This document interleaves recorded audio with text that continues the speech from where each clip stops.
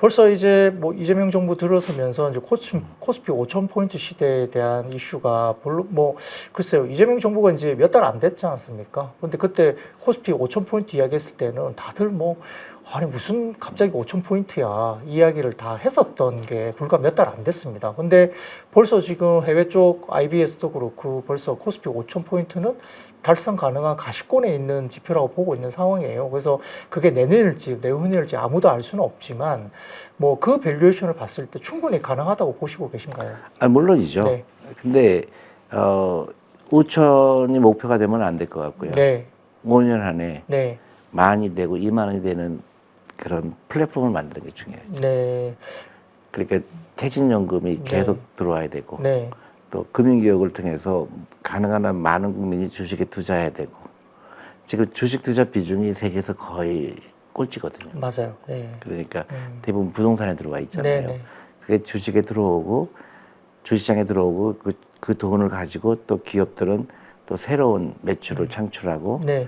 또 혁신적인 기업이 많이 나와야 되거든요. 네. 네. 기존에 있지 않은 기업들이 많이 생성해 나야 돼요. 근데 그거는 이제 그걸 에코리 컬처라고 그러거든요. 주식을 어떻게 바라보느냐 그 나라의 문화가. 근데 우리나라는 안타깝게도 금융 문맹 국가였죠. 네. 좀 부동산만 투자하고 네. 주식 투자하면 안 된다고 배웠고 이제 그거를 어떻게 극복하느냐. 그러면 5년, 10년 후에 우리나라는 엄청난 나라가 될 거라고 생각해요. 네. 미국처럼. 그리고 뭐 세제 혜택 개편이라든지 이런 것들을 네. 통해서 부동산에서 자금의 흐름들이 시장으로 좀 흘러 들어올 수 있도록 너무 중요하죠. 네, 너무 뭔가를 중요하죠. 좀 예, 맞아요. 길을 터주는 게 중요할 것 같습니다. 그래서 뭐 코스피 5,000포인트도 물론 중요한 뭐 사명이겠지만 말씀하신 대로 우리가 5,000을 타겟으로 놓고 가는 것도 아닌 것 같아요. 더 맞아요. 높은 자리까지 갈 수 있는 그럼요. 시장인데. 5년 후에 뭐 10,000이 되고 20,000이 되고 네. 미국처럼 네. 미국이 1980년서부터 그 40년 동안 계속 뭐 중간에 내려가기도 했지만 네. 우상향 했거든요. 맞습니다. 한국도 네. 그렇게 된다 그러면 너무 그 금융 강국이 되겠죠. 네. 골드만삭스가 한국이 2050년도에 세계에서 두 번째 강대국이 될 거라고 예언했거든요. 네. 장기 투자도 되게 중요한 것 같습니다. 그럼요. 미국 시장도 길게 가져가는 그랬기 그런 때문에 트렌드였기 저기 때문에. 그 약간 강제성도 필요하고 네. 제일 중요한 건 퇴직연금이에요. 네. 퇴직연금에 한국 주식에 투자하게 하고 또 연금도 국민연금도 한국 주식 비중을 저는 늘려야 된다고 생각합니다. 네. 자, 코스피도 5,000포인트지만 최근에 연말 들어서 이제 코스닥 활성화 정책도 나오고 있습니다. 말씀하셨듯이 뭐 연기금의 뭐 코스닥 비중도 좀 늘리겠다 이런 이야기 나오면서 말씀 주셨던 그 포인트가 정부에서 지금 실제 코멘트로 나오고 있지 네, 않습니까? 그러니까 우리가 왜 연금 등이 그러니까 엄청난 양질의 자금이잖아요. 네.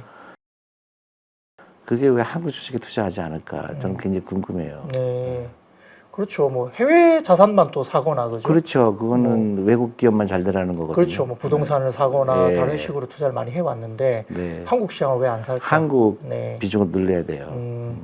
알겠습니다. 코스닥, 코스피 이렇게 뭐 연기금 관련된 자금들이 국내시장에 관심을 가지고 양질의 장기 투자 자금들이 결국 들어오면서 네. 시장을 한 단계 레벨을 할 수 있다. 그렇죠. 예, 이런 의견을 말씀 주신 것 같습니다.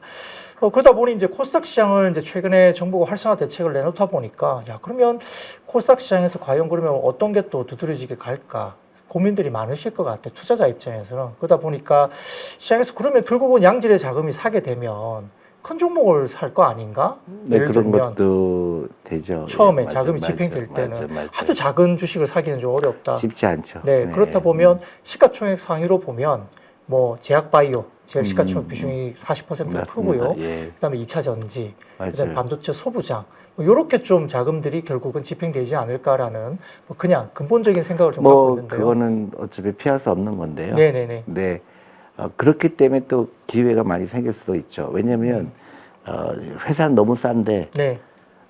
밸류에이션이나 이런 건 너무 싼데 네. 시가총액이 작다는 이유로 외면 나가는 경우 미국도 그렇거든요. 그렇죠. 미국도 네. 매그니피션트 7만 계속 오르잖아요. 네, 맞습니다.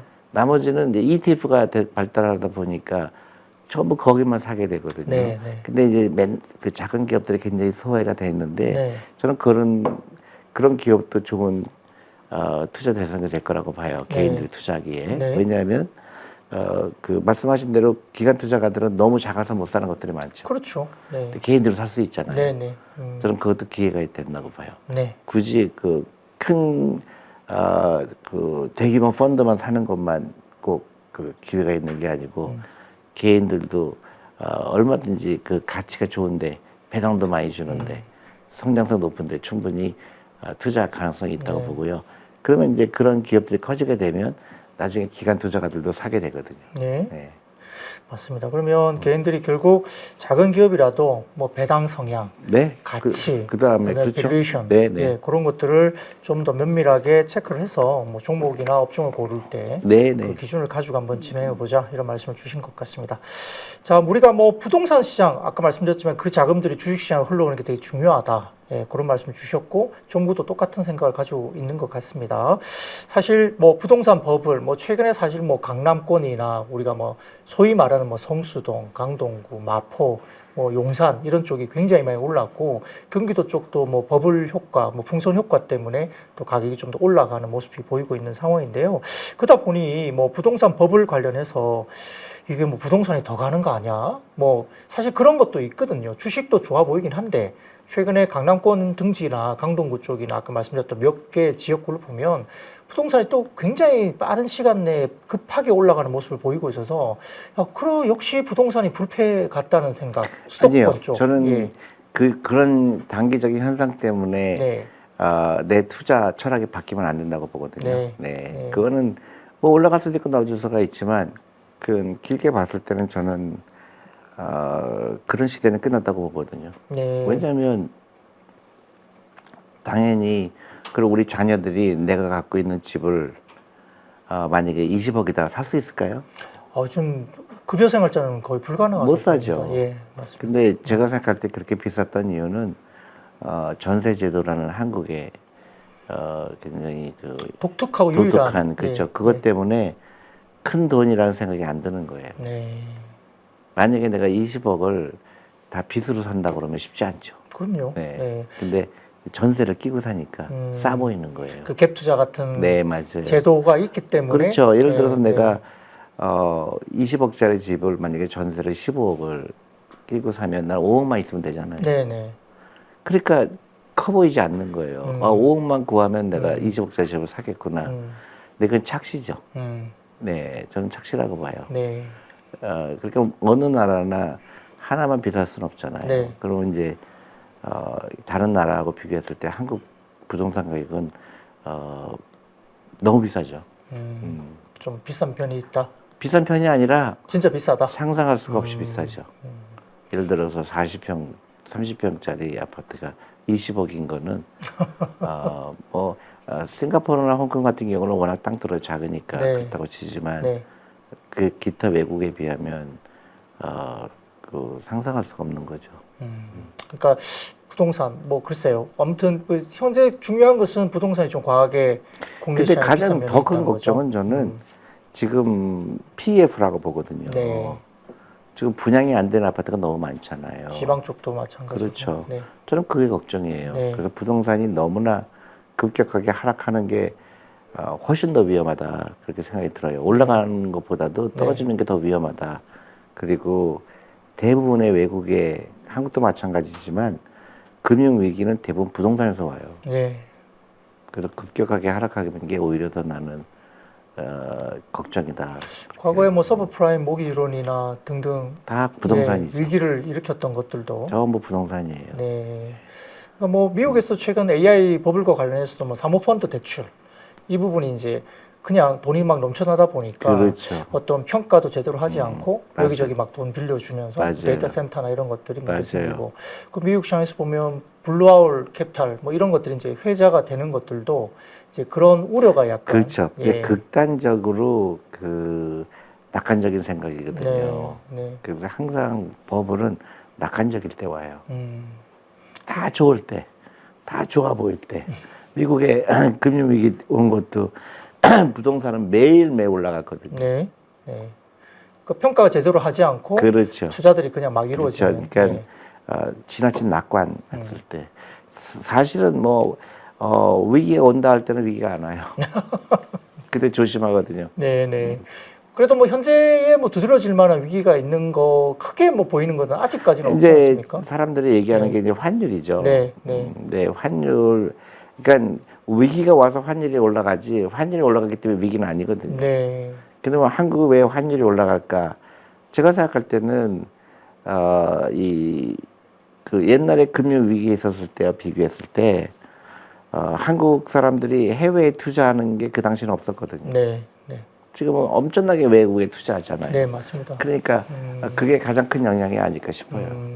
맞습니다. 뭐 그 부분도 간과할 수 없는 하나의 이유 중에 하나일 수 있을 것 네, 같습니다. 그러니까 그때하고 달라진 거는 그 외국에 투자하는 길이 굉장히 쉬워졌기 때문에. 네. 근데 외국인들은 한국 주식 못 사잖아요. 그러니까 뭐 계좌도 연다 그러고 이제 나오지 않습니까? 네, 외국인 그러니까 투자할 외국 수 있는? 사람들은 한국 주식 못 사고 한국 사람은 외국 주식 살 수 있으니까 그 차이가 있죠. 그래서 저는 이제 외국인들도 한국 주식을 쉽게 살 수 있게 네, 네. 그 제도를 바꿔야 돼요. 네. 그러니까 외국인 등록제 같은 걸 바꿔야 돼요. 네. 네, 그건 뭐 정부에서 이야기가 좀 나오는 것 같습니다. 네. 네. 외국인도 삼성전자 국내에서 살 수 그렇죠. 있도록. 네. 네, 그렇게 그런 하면 되죠. 알겠습니다. 뭐 제도적인 어떤 보완들이. 근데 확실히 뭐 정부가 방향을 좀 잡고 있는 것 같긴 합니다. 맞습니다. 네, 근데 네. 이제 반대하는 사람도 많을 거예요. 반대. 네, 이제 그런 거를 논리적으로 극복을 해야 되는데 네. 그렇게 반대가 나왔을 때 그거를 어떻게 그 설득을 하느냐. 네. 그러니까 이제 외국 자본에 대한 그런 철학도 바뀌어야 되고. 네. 근데 우리는 아직 그런 장벽이 많아요. 외국 자본이 돈을 벌어가면 네. 막 난리가 나죠. 그렇죠. 네. 뭐 사실 최근에 뭐 쿠팡 사태도 약간 네, 쿠팡은 좀 다른 케이스긴 하지만 뭐 예. 한국에서 돈을 벌고 그렇죠. 네, 그런 것들에 대한 약간 네, 시각이 네네. 그러니까 그런- 자본에 대해서는 네. 차별하면 안 돼요. 네. 그 미국 자본이건 뭐 다른 자본이건 국내 자본이건. 근데 우리 자본을 차별하기 시작하게 되면 그때부터는 이제 금융이 발전하기 힘들죠. 네, 알겠습니다.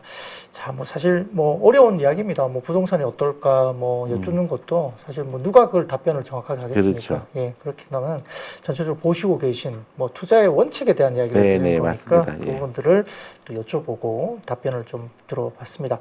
자, 그럼 마지막으로 우리가 연말입니다. 뭐 우리가 올해를 마무리하고 또 정리하면서 내년 시장도 준비를 하는 시기인데요. 뭐 연말에 우리가 좀 정리해야 될 것들 그리고 새롭게 새해를 접어들면서 투자에 대한 것들을 어떻게 또 준비를 해야 될지 좀 부탁드리겠습니다. 저는 그 올해가 가기 전에 계좌를 반드시 열어라. 네. 세금 효과를 볼 수 있는 것들 그걸 먼저 하라고 말씀드리고 싶고요. 그리고 새해에는 라이프 스타일을 조금 그 노후 준비를 좀 더 심각하게 생각해야 된다. 지금 우리나라 보니까 너무나 미래에 대한 준비를 안 한 분들이 너무 많아요. 그래서 그런 면에서 제 새해에는 다른 건 다 아니더라고 치더라도 경제 독립, 돈, 우리 온 가족 그리고 점검할 필요가 있을 것 같아요. 우리가 노후 준비하고 있는지 아니면 아무런 계획이 없는지 그게 제일 중요한 거라고 생각합니다. 네, 알겠습니다. 즉시 오늘이라도 계좌를 열고 두려워하지 말고 네, 맞습니다. 지속적으로 자기의 어떤 자금 성격 그리고 자금의 어떤 여유 부분을 충분히 검토해서 투자에 대한 계획을 세우고 그래서 노후 준비에 대한 미래 준비를 라이프스타일을 통해서 이제 오늘부터라도 해야 된다 말씀 주셨고요. 결국 경제 독립이나 이런 부분들에 대해서 여러분들이 직접 할 수 있는지 내가 지금 경제 독립을 위해서 준비가 되어 있는지를 꼭 점검하시는 게 좋겠다라는 말씀으로 맞습니다. 네, 마무리하겠습니다. 자, 오늘 많은 이야기들 나누었고 또 뎁스 있는 심도 있게 의견을 또 많이 주셔가지고 투자에 대한 부분들 글쎄요 너무 성급하지 않게 기준을 가지는 게 되게 중요할 것 같고 말씀 주셨던 오늘 하루의 어떤 뉴스에 막 흔들리고 변동성에 흔들리기보다는 내 기준을 잡고 어떤 투자 철학을 가지고 이제 투자를 해 나가면서 투자의 시대입니다. 이런 것들을 어떻게 해 나갈지에 대한 부분들에 대해서 편안하게 말씀 주신 것 같아요. 오히려 더 마음이 편해지는 것 같습니다. 그럼요. 네, 주식 계속 투자는 쳐다보고. 즐거운 건데 네. 괴로운 게 아니거든요. 그렇죠. 막 안 달라고 네. 막 이렇게 시세 보면서 빠지면 또 마음 아프고 막 이런 것들이 계속 개인 투자자들은 그런 거에 매일매일 스트레스를 받는 것 같습니다. 맞아요. 예. 그러니까 투자하는 거는 내가 일하는 게 아니라 회사가 일하는 거거든요. 네. 나는 그냥 놀러만 다니면 돼요. 근데 자기가 일하려고 그러죠. 네, 그러니까 그거에 대해서 너무 뭐 매몰되지 않았으면 좋겠다 이런 말씀을 주시는 맞습니다. 걸로 예. 생각하겠습니다. 네, 자 오늘도 이제 존리 대표를 모시고 관련된 이야기들 아주 뭐 오랜만에 저는 개인적으로는 처음 뵀는데 오랜만에 이런 어떤 멘토 같은 그런 모습으로 저희들 앞에서 또 말씀 주셔서 너무 도움이 많이 된 것 같습니다. 다음 기회 있을 때 다시 한번 또 모시고 네, 또 그래요. 이야기를 또 들어보도록 하겠습니다. 네, 네. 대표님 감사합니다. 네, 네. 네, 8.15 가족 여러분, 오늘 이야기는 여기까지입니다. 앞으로도 심도 있는 이야기들, 투자와 관련된 우리가 종목 이야기 하는 것도 중요하지만 이런 어떤 마음을 가지고 투자를 할 것인지도 상당히 그러니까 마음을 가지고 어떻게 준비를 할 것인가 되게 중요한 것 같습니다. 오늘 이야기는 여기까지 마무리하겠습니다. 고맙습니다.